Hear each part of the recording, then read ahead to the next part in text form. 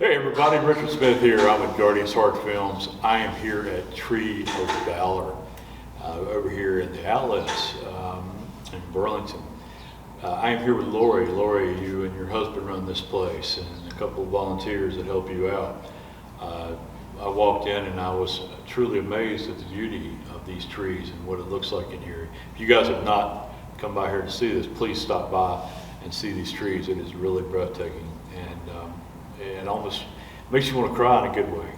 Lori, tell me a little bit about your story and how this got started and what it means to you. As far as how it started, honestly, in a nutshell, it was just one tree created to honor one son turned into a forest that honors a whole nation. And now our goal is to create this giant conservatory of real trees that veterans of every ability, whether you're in a wheelchair or you're walking, can travel through this forest of trees. So what you see as artificial trees now, I want everyone to envision like real live trees, like a forest that's covered. So this is just a stepping stone, as my friend Sandy calls it, a stepping stone towards that. But the whole point of it being, we do not want the sacrifices that our nation's protectors have made to be forgotten.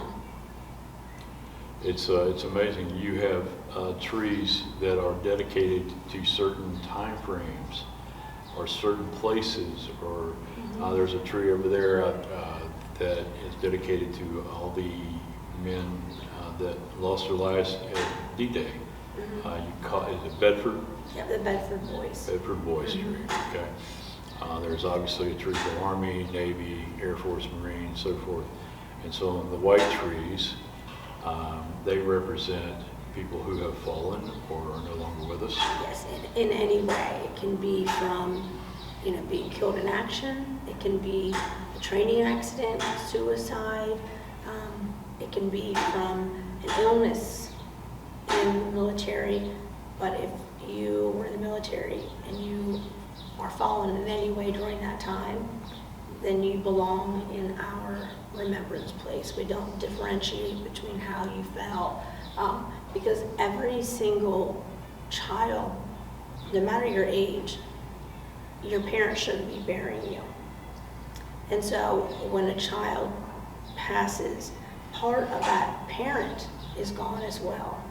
And so there's a loss, no matter how they were lost, that person is lost, but part of the family is lost.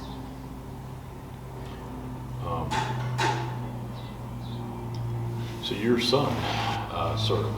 Yes. Got a picture of him that's hanging in one of the trees just to honor him. Can you tell me of maybe one or two stories, pictures in here that have held a lot of memories over the years? Tell me some stories. One of my, I shouldn't call it my favorite stories because it's a sad story, but it was a big pivotal point for us, was the day that my son called and said to me, "Mom, I just wanted to tell you it wasn't me." And I had no clue what he was talking about. And he said, didn't you hear? And I said, no. Here, his MOS was AAV, which is an amphibious assault vehicle.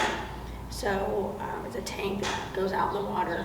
And there was a terrible training accident, and one of the tanks ended up in the bottom of the ocean. Oh, wow. So he assumed that I had heard the news and that I knew about this, and I had not. So he said, I just wanted you to know it wasn't me, but I was on my way to that training. And I was just like, wow. Just thinking, that could have been your child, but your heart immediately broken for every single parent who was sitting at home waiting, whose child wasn't coming home to say, it wasn't me. So that was our very first memorial tree that we ever made.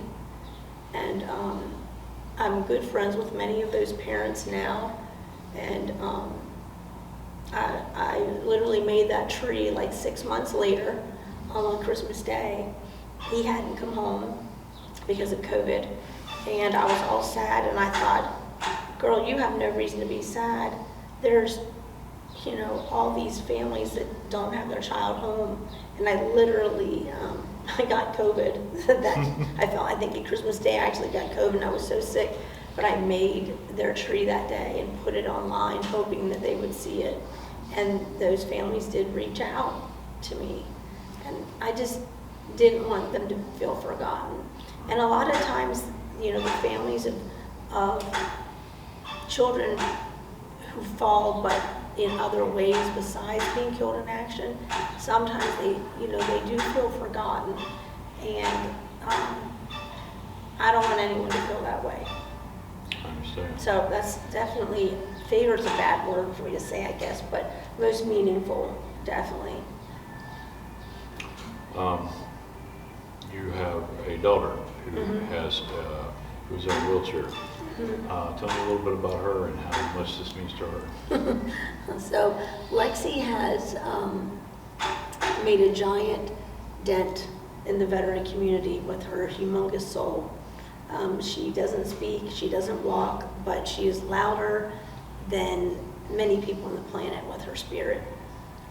And although she doesn't walk or talk, she really is so genuine that they can feel it. And it's somehow she knows who veterans are without their hats, without their shirts. We can go into a restaurant and all of a sudden we realize she's staring a hole through someone, and we come to find out they're a veteran. So I don't know if veterans have like this halo or this aura or something on them, but she sees it. And she ends up wanting, she wants their picture, because that's her goal every day, to get a picture of a veteran. And that's how we have so many pictures. She's collected thousands of them all by herself. Thanks to also our, her nursing team, because they know that's what makes their patient happy, Right. Is to, when we're out, she finds them everywhere she does. Got a special tree over here dedicated with pictures of veterans with her. Yes, yes.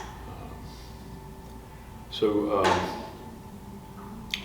we'll talk about that picture with the guys and with your son and your family. How did you get that picture? So for Christmas, we had collected, right before he went on his first deployment, he said, I'm coming home. So we wanted to do something special, and we ended up collecting a whole bunch of pictures of our family that were serving or had served, and then our friends, and we made them into these wooden mementos, and that year they became our ornaments on our Christmas tree. And then he sent us that picture while he was deployed, and on the bottom of it said family. And that's when we knew, that our search for family in the military had changed, because that's a whole different family unit that as a civilian, you have no way of understanding it. And we have to be honest, I feel like we have to fight hard as civilians for people to take us legitimately, because they're like, what's the angle? Veterans have a saying that only veterans can save veterans. I've heard it so many times, and I like to think that the Tree of Valor is an anomaly, right? Because our team is made up of veterans also. Val is a veteran, and we just added 2 new board members this week. One of them is a Purple Heart Marine from Tennessee, and a Gold Star mom. So we are true red, white, and blue. Right. So you're talking about, even though you may not be in the service, helping support the men and women who are in the service, but you can't be. Now, I told you the story earlier. I could not go into the Army. I was talking to a Marine recruiter. I could not go in the Army because of my eyesight, but I didn't know it was that bad until I got to that point in my life.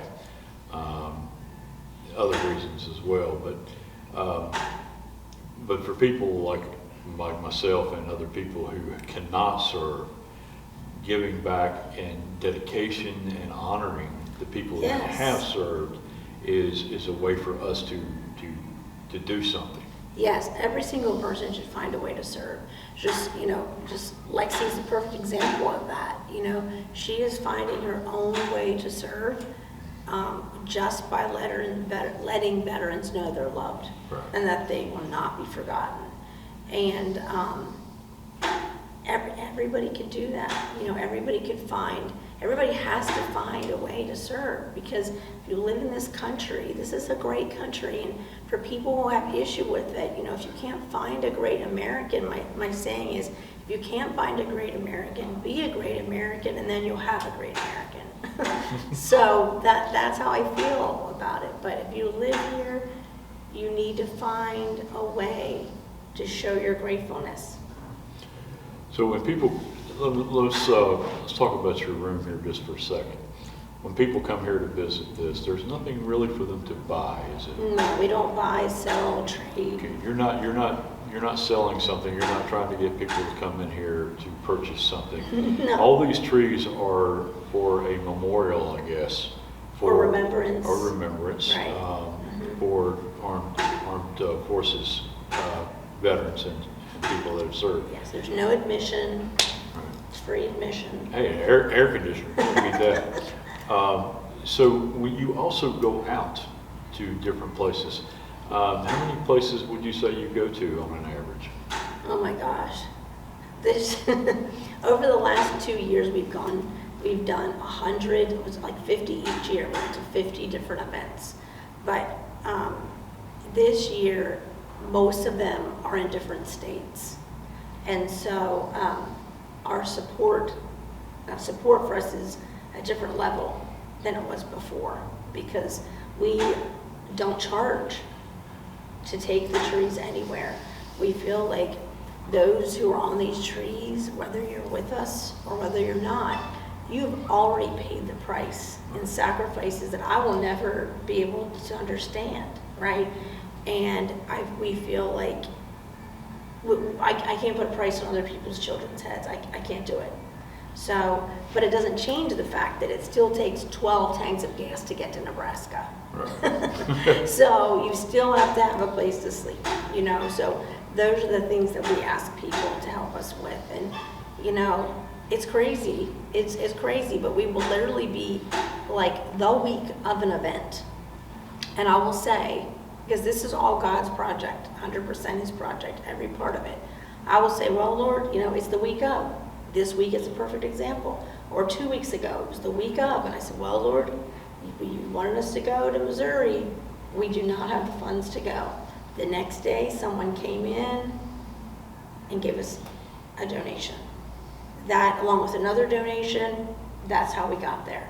Most people do not want to ride on that sled of being at the last minute, right? This week, here we are again. We're halfway there. We're like $400 short of getting there, right? At this point, it's just, this might sound crazy, but I just feel like because of the other things that God has shown me, right? Where I said, okay, God, here we are again. And I have begged Him. I have begged Him to make me look like a professional. Do we have to wait to the end all the time? And His answer is always the same. Well, it's always about faith. He wants people to know that He saved us. That it wasn't because of something we did, that we organized, that only God could pull off something this ridiculous, that it's days before going on a trip and you still don't have the money. No, I still don't have the money. I say it all the time, and people look at me like I'm crazy, but... So when you go on the trip, I met your husband and Amber at the ball game for veterans the other night. They had a 10 by 10 tent set up. They took the trees, they put it underneath there. Again, there was nothing to be sold. It was all about people coming in, looking at the pictures, looking at the trees, and just being in remembrance of the men and women that were on those trees. Mm-hmm. That's a hard thing to do, is to, I say it's a hard thing because if you're a Christian and you believe that God has a reason for everything, then it's not so hard. But for people who do not have that faith, jumping in and doing all this stuff that you do is got to be, it would be really hard for them to do. So you're definitely doing this by faith. Faith in what you believe God has in store for your life. And that's a great thing. You told me a story earlier on the phone when we talked about a trip that you were taking. And I'd like for you to retell that for our viewers if you don't mind. Okay, so we were invited to go to Webb City, Missouri for the Hope for 22. What they do is they make backpacks for homeless veterans, and they make boxes for the to send overseas. And she does an amazing job with what she collects to put in these, and has been told many times over how amazing these are. So she saw our 22 a day chair tribute. It's called Not Your Chair. We take 23 chairs, we put pictures of veterans who have taken their lives in these flag covered chairs, and we then have a veteran or veteran organization place the photos on the chairs and then render a slow salute. So she's actually having the saluting Marine attend this, and he's going to be doing this. So it will be the greatest honor. The chairs have really, I won't say the greatest honor, because the first person that did it was Brigadier General Gorham. So, wow. It's still, it'll be an amazing thing for the families to witness, through social media, unfortunately, but, and that's why we do it, so she invited us to bring the chairs. She invited him to do the slow salute to each chair. And so the 23rd chair has a sign on it that just says, "This is not your chair. We're keeping you from sitting in it." So at the last event we went to, we had a young man who was an active veteran who had helped to do this with the chairs. And when it came time to do the chair the pictures he was laying down, he put down his phone with a friend, a comrade that he had lost 2 years ago. And when the whole thing was over, he took a chair and he sat it. He took a chair and he sat it in the middle of all of them and just stared at that poster that said, "This is not your chair. We're keeping you from sitting in it." And it just took my breath away. We took a picture of that because I thought I never want to forget this moment. And so we are getting ready for this event, and God willing, we'll be going. And if it's God's will, we will go. We just shared this story last week with someone, and the next day he gave us a donation, half of it to get halfway to the trip, right? So, faith is the only thing that makes this go around. And sometimes we realize now that God's been asking us and putting people in our path that have nothing to do with the trees for us to minister to.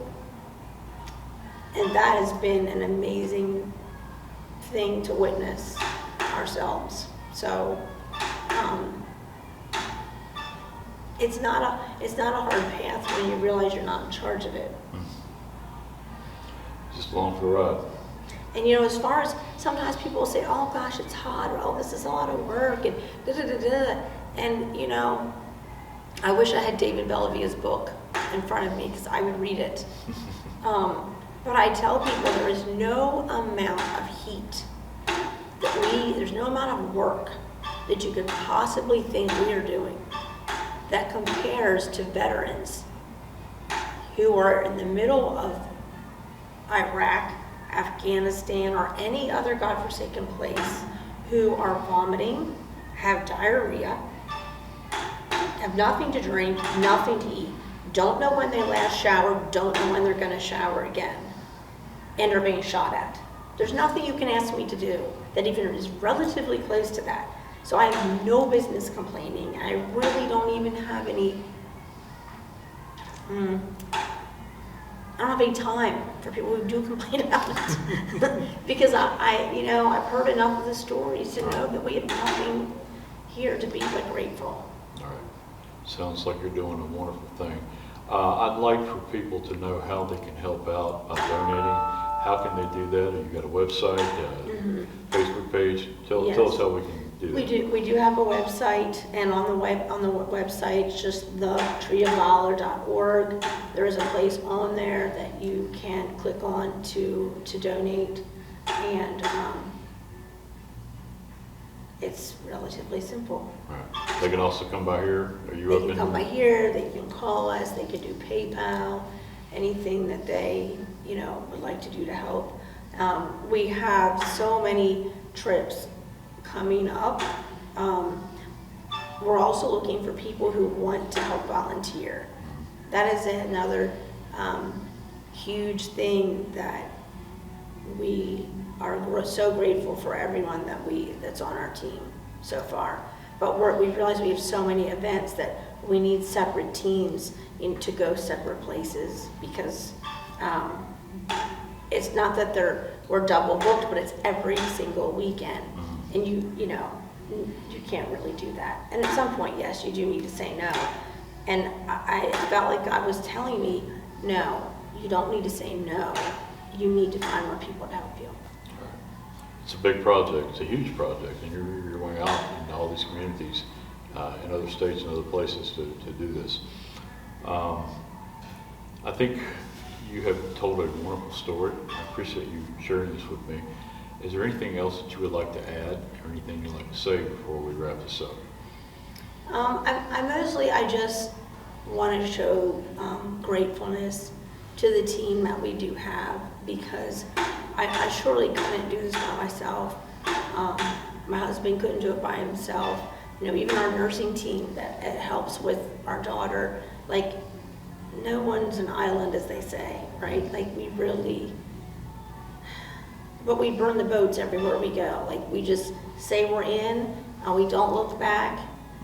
And we're just hoping that people really can see how hard we're trying and want to help in whatever way they can help. Yeah, I was watching your husband and one of your helpers, Amber. The other night at the ball game, and they were just working tirelessly to make that thing look beautiful. And I knew they were tired when it was over with. And she was killing it with a horrendous migraine at the same time. And nothing for nothing, I don't know if you've ever had a migraine, but yeah, in that heat with the migraine. She could have just went home, though. She could have just went home, and she didn't. That's the difference, people who actually care. Thank you so much for your time. I'm going to be more than honored to put this story up for you, and we'll be maybe doing some things in the future. Who knows? We appreciate you coming Lori. out. Thank you so much. All right, y'all check it out. Come by here at the outlets. Where is this again? Where are we at? 3173 Waltham Boulevard. Okay, it's right down the road from the movie theater. And Barnes and Noble. And Barnes and Noble. Come by here and check this out for yourself. It's a beautiful place, and it's air conditioned. Hey. Thanks, guys. You'll have a great day, and I hope to see you soon.